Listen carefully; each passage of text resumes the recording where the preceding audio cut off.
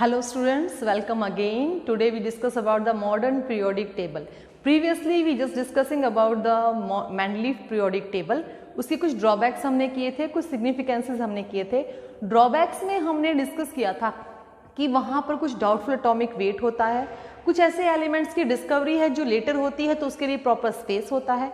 वहाँ पर हम कुछ और भी डिफेक्ट्स करना जो हमारा रह गया था वो ये है कि कुछ एलिमेंट ऐसे होते हैं जिनकी प्रॉपर्टीज इस पीरियोडिक टेबल में, ये वाला नहीं, मेंडलीव पीरियोडिक टेबल में एक प्रॉपर स्पेस में, प्रॉपर अरेंजमेंट में नहीं आता, तो उनके लिए अलग से वो स्पेस बनाते हैं. जैसे लेंथेनॉइड और actinoid series, you are very well known about that. 10th standard में हमने मेंडलीव टेबल बहुत ही अच्छे से किया था. So there is no need to more explanation or more wasting of time at that topic, right? Today's our topic is modern periodic table. That table was given by Moseley. सबसे पहली बात मैं आपको ये बता दूं कि मॉसले ने इसको फ्रीक्वेंसी से रिलेट करके एटॉमिक मास की बजाय एटॉमिक नंबर से रिलेट किया था. एटॉमिक नंबर यहाँ पर मेन प्रॉपर्टी कंसिडर किया गया. मॉडर्न पीरियोडिक टेबल का जो मेन प्रॉपर्टीज कंसिडरेशन है वो एटॉमिक मास है, जबकि इससे पहले वाले सभी टेबल्स में एटॉमिक मास सबसे इंपॉर्टेंट रहा, इसका एटॉमिक नंबर. और previously in second chapter we already discuss about what is atomic number and what is atomic mass, right. चलिए आज मॉडर्न पीरियोडिक टेबल के बारे में बात करते हैं. सबसे पहले टेबल है, पीरियोडिसिटी तो होगी ही होगी, जाहिर सी बात है कि किस बेसिस पे ये टेबल बनाया गया. What is the cause of periodicity. Periodicity क्या थी ये मैं बता चुकी हूँ. Repetition of some properties after certain interval of time, right. Periodicity होती है कुछ प्रॉपर्टीज का कुछ समय के बाद वापस वहीं आ जाना, वापस अपने आप को दोहराना, अपने आप को रिपीट करना, कुछ ऐसे सिमिलर प्रॉपर्टीज होती हैं. यहाँ पर जो प्रॉपर्टीज हैं वो इलेक्ट्रॉनिक कॉन्फ़िगरेशन बेस्ड हैं. इलेक्ट्रॉनिक कॉन्फ़िगरेशन के ऊपर डिपेंड करता है कि ये एलिमेंट कौन से पीरियड में रहेगा और कौन से ग्रुप में रहेगा, राइट. तो हम सबसे पहले देखते हैं कि इस टेबल में क्या है. आपको इस टेबल में 18 वर्टिकल कॉलम्स मिलेंगे, जो इस तरीके से आपके कॉलम्स हैं. These are in counting 18 vertical columns, जिनको हम क्या बोल रहे हैं, ग्रुप्स. ये वर्टिकल कॉलम्स क्या हैं, ग्रुप्स हैं. ऐसे ही आपको यहाँ से 7 हॉरिजॉन्टल कॉलम्स मिलेंगे. These are 7 horizontal columns. इन 7 हॉरिजॉन्टल कॉलम्स को हम क्या बोलते हैं, पीरियड्स, राइट. 7 हॉरिजॉन्टल कॉलम्स को हम पीरियड्स बोलते हैं. हमारे मेंडलीव ने भी ऐसे ही कुछ कॉलम्स दिए थे, लेकिन यहाँ पर हम 18 तक, वहाँ पर 0 to 8 थे, यहाँ 18 वर्टिकल कॉलम्स हैं और हमारे पास 7 हॉरिजॉन्टल कॉलम्स हैं. तो period first, second, third, fourth, fifth, sixth and 7th, 7 horizontal column. अब हम इनको डिस्ट्रीब्यूट करके देखते हैं कि इस मॉडर्न पीरियोडिक टेबल में पीरियोडिसिटी ऑफ या इंक्रीजिंग एटॉमिक नंबर पे कैसे डिपेंड करती है. हमारे हाइड्रोजन को सबसे पहला नंबर दिया गया एटॉमिक नंबर 1. हमारे हीलियम को सबसे, उसके बाद सेकंड. ऐसे करते करते हम लिथियम पे आए, हम बेरिलियम पे आए, हम बोरोन पे, हम कार्बन पे, नाइट्रोजन पे, ऑक्सीजन पे, फ्लोरीन पे और नियॉन पे. देखिए इंक्रीजिंग एटॉमिक नंबर पे हमने पहले पीरियड में अपने एलिमेंट्स अरेंज किए, ठीक है. तो हम इनको एक तरीके से डिस्ट्रीब्यूट करते हैं और ये आपको मैं याद करने का तरीका भी बता दूंगी कि कैसे हम इसको फिल करते हैं, कैसे हम इसको याद करते हैं. ये जो कॉलम है, इतना हिस्सा, यानी कि hydrogen, lithium, sodium, potassium, rubidium, caesium, francium और beryllium, magnesium, calcium, strontium, barium और रेडियम, इसको बोलते हैं एस ब्लॉक. क्यों बोलते हैं, क्योंकि इनकी जो इलेक्ट्रॉनिक कॉन्फ़िगरेशन है, जर्नल इलेक्ट्रॉनिक कॉन्फ़िगरेशन है, वो NS1 to 2 होती है. N यहाँ पर कुछ भी हो सकता है, N यहाँ पर 1 हो सकता है, 2 हो सकता है, 3 हो सकता है, 7 तक हो सकता है, प्रिंसिपल क्वांटम नंबर है. NS1 और 2 यानी कि इस ग्रुप, यानी कि फर्स्ट ग्रुप की जो पीरियोडिक जो कॉन्फ़िगरेशन है वो NS1 रहेगी और सेकंड की NS 2 रहेगी। आखिरी इलेक्ट्रॉन यहाँ पर s ऑर्बिटल में जा रहा है, इसलिए इसको हम क्या कहते हैं, s ब्लॉक। प्रीवियसली हम ये डिस्कस कर भी चुके हैं, राइट। इधर आते हैं, इनको हम बाद में डिस्कस करेंगे। इधर आते हैं, यहाँ पर हमारे पास सपोज बोरोन है, हम इसकी इलेक्ट्रॉनिक कॉन्फ़िगरेशन चेक करते हैं।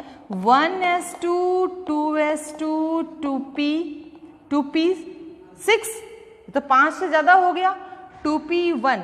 तो लास्ट इलेक्ट्रॉन यहाँ कहाँ पर एंटर कर रहा है, p सब शेल में। लास्ट इलेक्ट्रॉन एंटर कर रहा है p सब शेल में। तो जहां पर लास्ट इलेक्ट्रॉन एंटर करता है, हम उसी को तो ब्लॉक का नाम देते हैं। तो last electron enters in p, तो दैट्स व्हाई दिस ब्लॉक और this group belongs from the p block.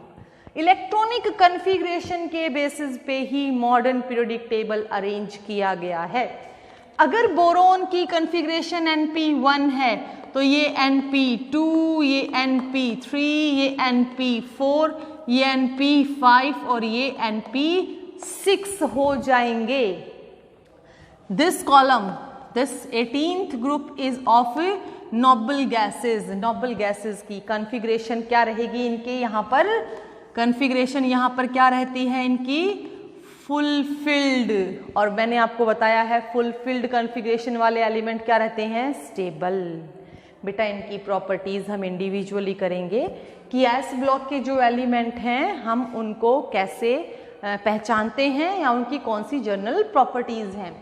P block के एलिमेंट्स की क्या खास बात है, यहाँ पर एक लीनियर है जहाँ पर आपके मेटलोइड्स मिलेंगे। ये जो लाइन मैं आपको बनाकर दे रही हूँ, ये लाइन जो है 1 2 3 4 5 6 और 7 एलिमेंट्स की जो मेटलोइड कहलाते हैं। यानी इस एरो पर रहने वाले सारे क्या हैं, मेटलोइड्स। इस एरो से इधर वाले सारे क्या हैं, नॉन मेटल्स, और सारे इधर वाले क्या हैं, मेटल्स। अब बात करते हैं बेटा इन 10 ग्रुप्स की। 3 से लेकर 12 तक के जो 10 ग्रुप हैं ये क्या हैं। यहाँ पर जो जनरल कॉन्फ़िगरेशन है वो ये रहती है। जो जनरल कॉन्फ़िगरेशन है वो ns2 np6 n-1d 1 to 10 रहती है। देखिए n-1d का मतलब होता है कि अगर हमारा एटम इस प्रकार से शेल्स बना रहा है तो इसमें हमारे पास d होता ही नहीं है, इसमें भी हमारे पास d नहीं होता, 1d 2d नहीं होते हैं। 3d में जाकर हमारे पास d आता है, थर्ड शेल में जाकर हमारे पास d आता है। ये मैं आपको प्रीवियस वीडियोस में स्ट्रक्चर ऑफ एटम में बता भी चुकी हूँ। थर्ड हमारी शेल में जाके d आता है, तो हमारे पास जो आखिरी इलेक्ट्रॉन सबसे पहले कहाँ एंटर करता है वो मैंने आपको बताया था 4s में। 4s से पहले है ना d, मतलब ये 4s पहले भरा जाता है क्योंकि एनर्जी इसकी क्या होती है, कम होती है। d की एनर्जी ज्यादा है तो इसमें इलेक्ट्रॉन बाद में भरते हैं, तो यहाँ पर एक नंबर कम हो गया 4। और 4 जो n है ये किसको रिप्रेजेंट कर रहा है, प्रिंसिपल क्वांटम नंबर, यानी किस पीरियड का हिस्सा है, जिस पीरियड से बिलोंग कर रहा है। तो इससे एक नंबर कम होना चाहिए d का, है ना, एक नंबर कम होना चाहिए। ये इलेक्ट्रॉनिक कॉन्फ़िगरेशन लिखते वक्त भी मैंने आपको बताया था कि पहले अगर s आ रहा है तो उससे एक नंबर कम d होगा। इसको बोलते हैं बेटा पेनल्टीमेट शेल, यानी कि पहले वाली प्रीवियस वन, पीछे अगली शेल में इलेक्ट्रॉन जा चुका, अब पीछे वाली शेल में भरे जाएंगे। तो पेनल्टीमेट शेल की कॉन्फ़िगरेशन रहेगी ns2 np6 n, ये p6 मतलब कंप्लीट 6, n-1d 1 to 10। ये जो स्कैंडियम है इसकी कॉन्फ़िगरेशन में 3d1 आएगा, टाइटेनियम में 3d2, 3d3, क्रोमियम में क्या आएगा, इट्स एन एक्सेप्शन, इसमें 3d5, इसमें भी 3d5, 3d6, 3d7, 3d8, यहाँ पर भी 3d, ये 3d9 नहीं आएगा, 3d10 एंड 3d10। बेटा यहाँ पर कॉपर में और यहाँ पर क्रोमियम में मैंने 3d4 और 3d9 क्यों नहीं लिखा, इसका कारण है कि इन दोनों ग्रुप्स को हम कब स्टेबल मान रहे हैं, जब ये हाफ फिल्ड हो या फिर ये कैसे हो, फुल फिल्ड। या तो इनका हाफ फिल्ड होना जरूरी है या इनका फुल फिल्ड होना। अगर D5 हो जाता है तो वो हाफ फिल्ड हो जाता है, D10 हो जाता है तो वो फुल फिल्ड हो जाता है। चलिए ये डिटेल में भी आएंगे जब कॉन्फ़िगरेशन करेंगे। सबसे ज़रूरी बात कि यहाँ पर जो एलिमेंट्स हैं, जो P ब्लॉक में एलिमेंट्स हैं, इनको बोला क्या जाता है। बेटा पहले ग्रुप, P ब्लॉक के पहले ग्रुप के एलिमेंट्स को बोला जाता है एल्कली मेटल्स। इनको बोला जाता है एल्कली मेटल्स। इनका जो नेचर है ना वो एल्कलीज है, यानी कि बेसिक नेचर के होते हैं। ये बेसिक नेचर के होते हैं और ये सबसे बढ़िया रिड्यूसिंग एजेंट की तरह काम करते हैं। रिड्यूसिंग एजेंट का मतलब जो क्या करवाते हैं, किसी की हेल्प से ऑक्सीडेशन, राइट। सेकेंड ग्रुप को बेटा बोलते हैं एल्कलाइन, एल्कलाइन अर्थ मेटल्स। ये हमारे अर्थ में बहुत ज़्यादा मात्रा में पाए जाते हैं। एल्कलीज बोला जाता है। एल्कलीज क्यों बोला जाता है? Because they form the basic solution, aqueous solution. पानी में सॉल्यूशन बनाते हैं, बेसिक सॉल्यूशन बनाते हैं, इसलिए इनको एल्कलीज कहते हैं। जैसे NaOH हो गया, KOH हो गया, ये प्रॉपर्टीज में डिस्कस कर लेंगे वन बाय वन। हम इस चैप्टर की मदद से इनऑर्गेनिक केमिस्ट्री बहुत आसानी से कर सकते हैं। आपको ये जानकर बहुत अच्छा लगेगा कि अगर ये पीरियोडिक टेबल हमें याद हो जाता है, ये बेसिक चीज़ें हमें याद हो जाती हैं, तो हम PS block, P block, D block नाम की इंडिविजुअल चैप्टर्स को बहुत ही प्यार से, बहुत ही बढ़िया तरीके से कर सकते हैं। ठीक है। अच्छा बेटा, इनको बोलते हैं alkaline earth metals. Alkaline earth metals का मतलब होता है जो मेटल हमारी अर्थ में, हमारी अर्थ क्रस्ट में बहुत ज़्यादा मात्रा में, अबंडेंसी में पाए जाते हैं और जिनकी नीड हमें बहुत रहती है। सपोज कैल्शियम, राइट, मैग्नीशियम, ये हमारी अर्थ क्रस्ट में होते हैं, तो ये हमारी नीड है। These are the micro nutrients in our diet. Now similarly such portion is D block. ये D ब्लॉक कहलाता है। D ब्लॉक के एलिमेंट्स के नाम लिखने भी मैं आपको बताऊंगी जब मैं इंडिविजुअली इनको डिस्कस करूंगी। बेटा D ब्लॉक के एलिमेंट्स को बोलते हैं ट्रांजिशन एलिमेंट्स। D ब्लॉक के एलिमेंट्स को बोला जाता है ट्रांजिशन मेटल्स। ठीक है। ट्रांजिशन मेटल्स के साथ साथ इनका नाम है रेयर अर्थ मेटल, यानी हमारी अर्थ में इनकी ट्रेसेस में परसेंटेज है, बहुत ही लिमिटेड अमाउंट में ये हमारी अर्थ में पाए जाते हैं और दे आर वेरी बेनिफिशियल। ये हार्ड होते हैं, ये कलर इम्पार्ट कर सकते हैं, ट्रांजिस्ट्री होते हैं, इनके बहुत सारी ऑक्सीडेशन नंबर होते हैं, more than one oxidation number. S block element soft होते हैं, ये ज़्यादा ऑक्सीडेशन नंबर नहीं रखते, इनके पास एक ही ऑक्सीडेशन नंबर होता है। They have many oxidation number, they are widely used, few of them are very very very good. हमारी पीरियड नंबर 6 और 7 में दो एलिमेंट हैं, लैंथेनियम एंड एक्टिनियम। बेटा ये दोनों अपनी अपनी अलग सीरीज बनाते हैं कि ड्यू टू दीज प्रॉपर्टीज, इनकी isotopic property, radio active property है इनकी, उस रेडियो एक्टिव प्रॉपर्टी के कारण इनको अलग ग्रुप में रखा गया है और वो अलग जो ग्रुप है वो F ब्लॉक कहलाता है, जहां पर 28 एलिमेंट्स हैं। सिमिलरली इधर आते हैं P ब्लॉक। नाम P ब्लॉक क्यों पड़ा? क्योंकि लास्ट इलेक्ट्रॉन कहाँ एंटर कर रहा है? P सब शेल में। यहाँ पर अगर P1 की सीरीज है, यहाँ पर P2 NP2, यहाँ NP3, ये NP4, ये NP5 और ये NP6। NP6 यानी कि नोबल गैसेस जो फुलफिल्ड है। बेटा ये मोस्टली नॉन मेटल्स हैं और नॉन मेटल्स मैंने आपको बताया था काउंट में कितने हैं, 22 हैं, जिनमें से एक लिक्विड है, 10 गैस हैं और बाकी रिमेनिंग क्या है, 11 सॉलिड्स हैं, राइट। ये हमारे लिए एक अलग से चैप्टर प्रिपेयर करते हैं, that is called organic chemistry. Mostly these elements are used in organic chemistry. ये हार्ड भी होते हैं लेकिन ये बैड कंडक्टर ऑफ इलेक्ट्रिसिटी हैं, इनमें कोई कलर इम्पार्ट नहीं होता, इनकी ऑक्सीडेशन स्टेट भी वेरिएबल होती हैं, but they form various variable compound, बहुत सारे कंपाउंड बनाते हैं, बहुत यूजफुल कंपाउंड्स बनाते हैं। Suppose carbon forms hydrocarbons rich in the compound formation, बहुत इंपॉर्टेंट है, backbone of the organic chemistry. Organic chemistry की कार्बन बैकबोन है, ठीक है। इससे सिमिलर हेट्रोमोलिक्यूल बनाने के लिए नाइट्रोजन, ऑक्सीजन, फ्लोरीन, इन सभी एलिमेंट्स की जरूरत पड़ती है। तो बेटा इस पीरियोडिक टेबल की हेल्प से हम इनकी प्रॉपर्टीज को 1 बाय 1 डिस्कस कर सकते हैं। आपको ये पीरियोडिक टेबल याद करना है। याद करना ज़्यादा मुश्किल नहीं है, बहुत ही आसान है। आप इसको किसी भी तरीके से याद कर सकते हैं, जैसे आप इसको मतलब गाना गा के याद कर सकते हैं, इसके चुटकुले बना के याद कर सकते हैं, इसके ऊपर कहानी बनाकर याद कर सकते हैं, जैसे आपका मन करे। बस आपको सिंबॉलिकली इसको याद करना है कि कैसे हम एलिमेंट्स की फिलिंग और इनके ग्रुप और पीरियड्स को पहचान सकें।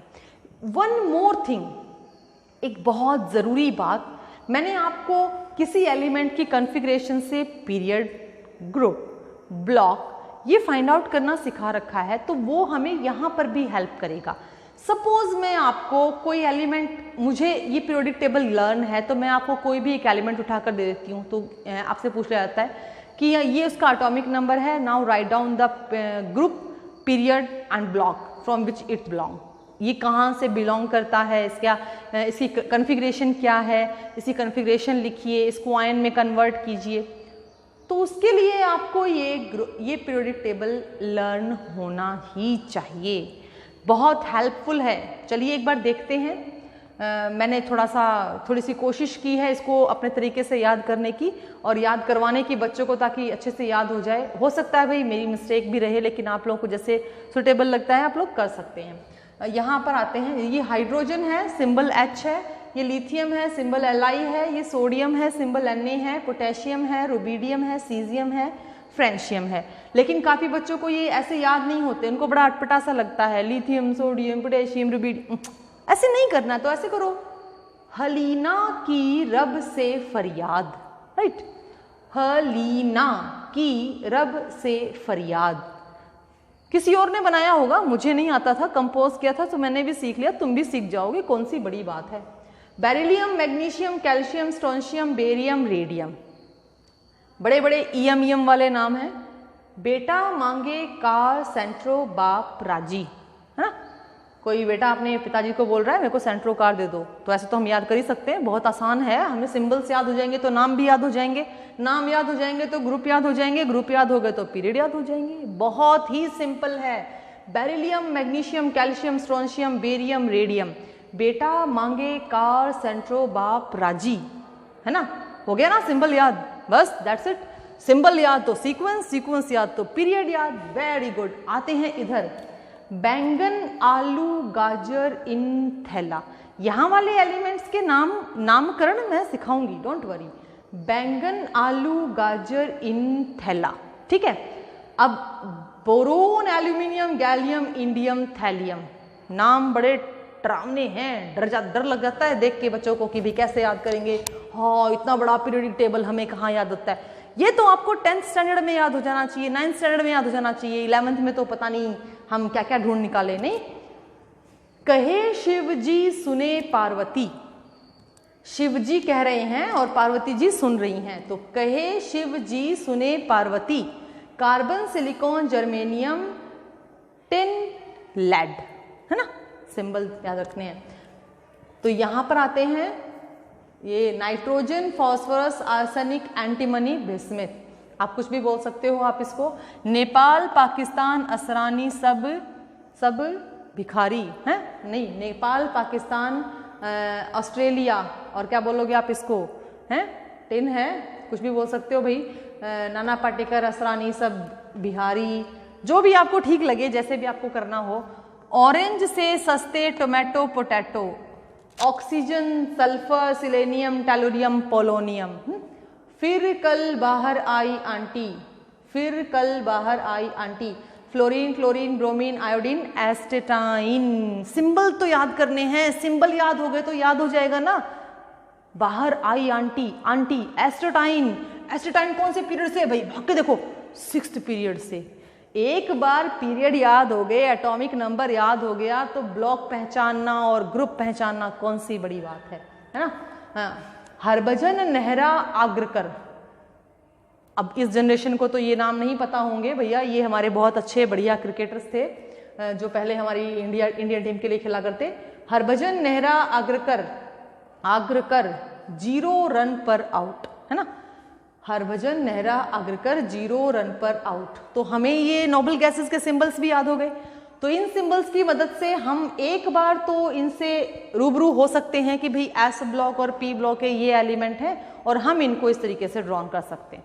ठीक है, तो हम इनकी प्रॉपर्टीज को 1 बाय 1 डिस्कस करेंगे कि एस ब्लॉक क्या कहता है, डी ब्लॉक क्या कहता है, पी ब्लॉक क्या कहता है, और एक बेचारा जो बच गया हमारा एफ ब्लॉक, हम उस एफ ब्लॉक